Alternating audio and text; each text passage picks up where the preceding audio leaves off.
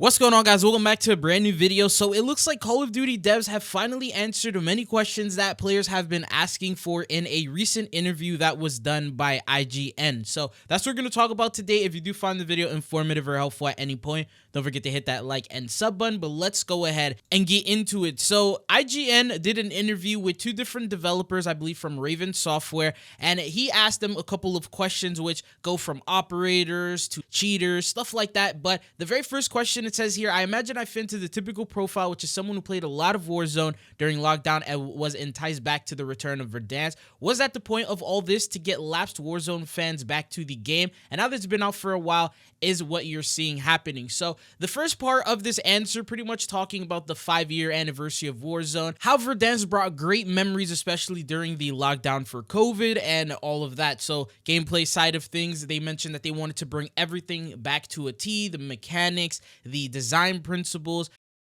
exactly the way that they wanted to bring it from back in the day, including the mechanics and the loops. And they said, if we were to bring them back, we wanted to make sure we did it in the right intent. And that's why I think it's stuck around so well. Post-launch right now, it's getting great feedback from the community. They seem to really be enjoying it. We're players too, so we wanted to build an experience that we fell in love with back in 2020. So yeah, it's worked out. So as I mentioned before, the Ghost of Hope talked about how the devs were very happy with the performance of Verdansk, the amount of players that are returning to play the game, the amount of playtime, the consistency. It seems like it's breaking all of the numbers that, or the goals that they set. So it is working out. Now, if you guys recall, we talked about how if Verdansk was an utter failure and no one wanted to play it, a couple days after it went back to the same way that it was prior to the Season 3 update, then there was a chance that the Warzone servers could permanently shut down with the next major Call of Duty title, not 2025, but 2026. So right now, they mentioned it's looking good so far, and then they also said, and the answer is really successful right now, so we are really happy. And just like Pete mentioned, I think it's only the beginning, and we'll continue to challenge ourselves to see if we need to make some changes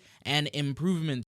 It seems like they are very happy with what they have at the moment. Now, going on to the next question that we have, he said the online sentiment does look positive right now, and you'll know that the online sentiment across places like Reddit and social media has certainly not always been positive about Warzone. Is that something that you're seeing in the data? Are you seeing more people returning to play Warzone? So Pete answered this. He said it has been pretty successful, and I think that you can tell in the experience, right? Look, I'll take it when Reddit says positive things about Warzone. This is an anomaly, and I'm excited by it. Like Etienne said, we created Verdansk to be the best experience possible, but then we didn't stop there. This is the starting point. It is not an anomaly for where Warzone is going. He also said we knew there was going to be a lot of new players or lapsed players, word of mouth, like, hey, come check out Verdansk. We added this casual mode, which is doing really well for us. So it looks like the stats are showing that casual mode is actually very successful. They said we wanted players to come in and re-experience it at their pace, or experience it for the first time in a safe way where they don't feel like they're getting sweated out or outplayed. We're very careful with crafting this experience this season, and the data is showing us that it's been really successful, and we just hope to keep that momentum going in the future. And then Etienne also said we have that approach of we want as many players as we can. So having that casual mode, having more quality of life, having more ways to have a stable performing game is really important. So for players who don't want to deal with the sweats, they want to play casually, that mode is meant for them. And then IGN asked, casual mode is where I'm playing right now as a lapsed player returning to Warzone. However, I'm starting to see the sweats, maybe looking at casual mode and going, we can have some fun here. You can tell when you're playing it when someone shouldn't be there. This is too easy for you. Are you seeing that internally? So Pete said the whole spirit of the casual mode was to give people that were scared of going into a time commitment or a game commitment or a skill commitment with Warzone, but do it on their own terms.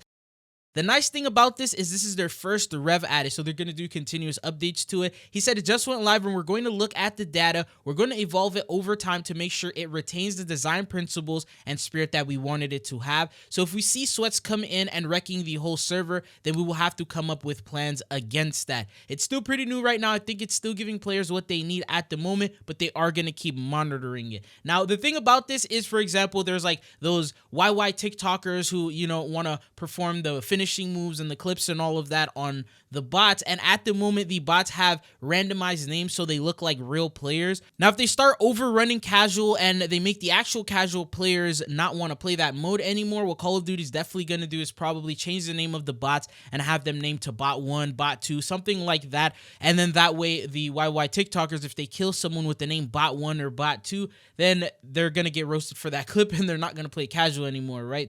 That would make sense to try and get those types of players out of that mode while everyone else can just enjoy the regular casual mode. But these are some things that they're probably going to look to in the future, not at the moment, because right now they said it's working just fine. Now, the next question that they asked, and he says, yeah, when ranked starts, sweats are probably going to gravitate towards that and they'll have their fun. But he also mentions that I want to talk to you about Call of Duty lore. I remember reporting on Warzone how everything became unified and all the different brands became mashed together in a timeline. And I remember in 2021, you blew Verdansk up and it was publicly said this is never coming back, and I believed it. So is this supposed to go, you know what, actually doesn't really matter, it's about fun, or have you come up with a story explanation? Now, they mentioned at the moment there's no story to explain pretty much what's going on. It's just a way to celebrate 5 years of Warzone, so they decided to just go ahead and bring it back. So it has nothing really to do with the storyline or Verdansk blowing up or anything along those lines.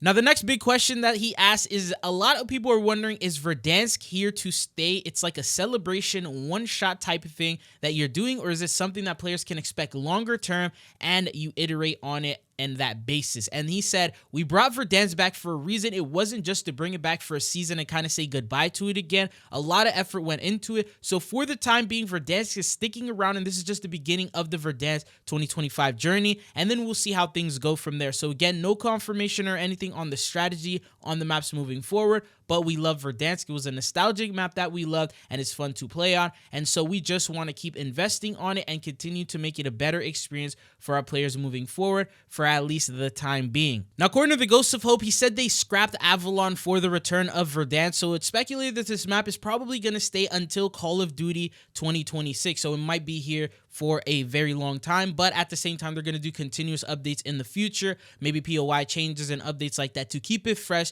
every single season.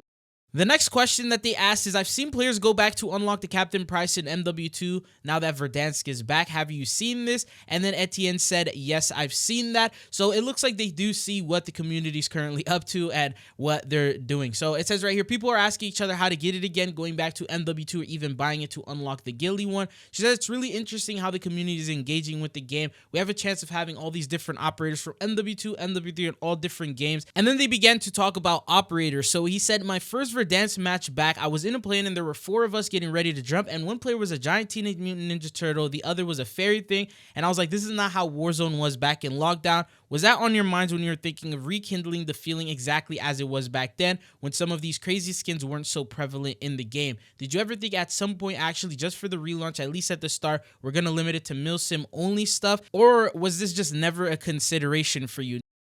Now, P answered, he said, we talked about everything, we left no stone unturned really, but we wanted to create the best version of Verdansk possible, and part of that is the understanding the reality of where we are at. We're in Black Ops 6 years, so at the end of the day, we're still dealing with differences in loadouts and weaponry and even operators. We tried to pay homage and pay off the spirit of the nostalgic experience as best as possible, but our intent was never to be a facsimile of an old experience. It was supposed to be the best version of Verdansk and Warzone to date. So they're respecting players' decisions on spending money on, say, Ninja Turtles or Terminator or crossovers like these. They're not going to limit them, and at the same time, they do understand there's the milsim fans who want those types of operators. So he said, part of what respecting players purchases as a player, I'm invested X amount of time and money, whatever it is, and this is who I like to play with. Okay, we could have restricted weapons and operators, but then it creates this big friction moment for players who are like, I just want to play the game, I want to have fun in any mode. I know some players might have more of a stance like, I want it to be pure milsim, but the spirit was to make it welcoming for all players. So that's why they made it the way that they did.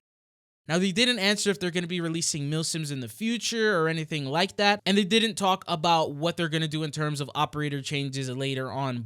And then now they talk about different play styles. So he said, I've been having old debates again about whether to play aggressive or just camp on a rooftop and snipe, or just hide in the same old places. When you were thinking of bringing back the map, did you consider tweaking it in such a way to encourage certain gameplay types or gameplay styles, or did you want to recreate it as accurately as possible so the gameplay styles in the same places would happen once again? They said that they wanted to recreate the moments, but again, they've learned a lot. So it gives you a quick example. Player visibility has gotten a lot better. So for example, players used to use Rose. It's not that easy to use her and get into dark corners as you were able to. They said another thing, audio is really, really important. So they're making sure that you understand from each corner where you're at, where the enemy will be, and how you need to react. So that's something that's a little different. And then they also said we also didn't want to change too much because then it wouldn't be what you remembered in Verdansk. The map itself had a lot of sandboxy kind of like, do I want to play long range or go camp on the top of ATC tower or top of stadium roof with a helicopter? There was a lot of play potential and they just didn't want to ruin that.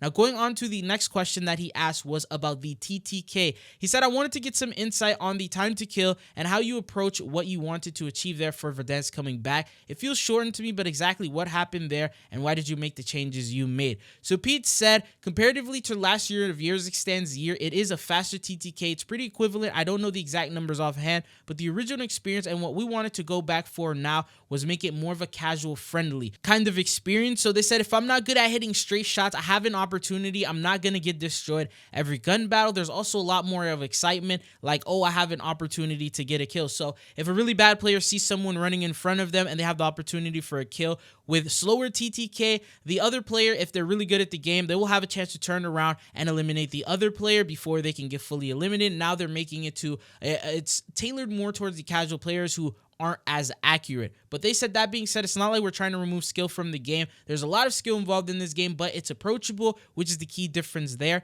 And part of this is why not only how do weapons handle, and then there's also how does movement handle in response to that. So movement and gunplay are very tied to the hip. And this, again, the peeling onion approach, we like what we're at right now in the TTK sits. We will evaluate as the game progresses and see what our fans think. We're also always evolving and will react appropriately based on that. And then the last question that was asked is, that does lead me to one final question I want to ask. Activision has increased communication around cheating in Warzone and made changes recently, like with crossplay, but are you seeing any improvements now with Verdansk coming back? Now here, Pete mentions that that is something to ask the Ricochet team. He doesn't have the actual data, but he says the game has been feeling good. They haven't seen as many cheaters. Streamers are also reporting that not as many cheaters have been spotted in Verdansk as much as it was prior to the Season 3 update. So it looks like that's an improvement and they're going to continue to work on that. And then to end it off, he said, do you have any messages to the community about your plans for Warzone in 2025? Now that you've gotten to a place where there's positive sentiment, what can players expect? And then they said, first of all, thank you for either coming back or continuing with us on this Warzone journey. We are players too, and we strive to make the game as good as possible. The launch of Verdansk, the simplification of our systems and our mechanics, just to flow, is the beginning. We're going to cultivate the game, and we're pretty excited for our roadmap moving forward. We've got some great surprises that I'm not going to spoil today in store, but we hear the community and we want feedback. We listen, we take all opinions, we have our own, and we like hearing what players think and feel. The passion is really important for us because that fuels us. We're excited to continue on with our journey here. So it looks like they definitely have some plans for the future of Warzone and for Call of Duty. What are your thoughts and opinions on this? Are you guys excited? But that's all they got for you guys in this one. Thank you for tuning in, and hopefully I'll be seeing you guys back on the channel again. Peace.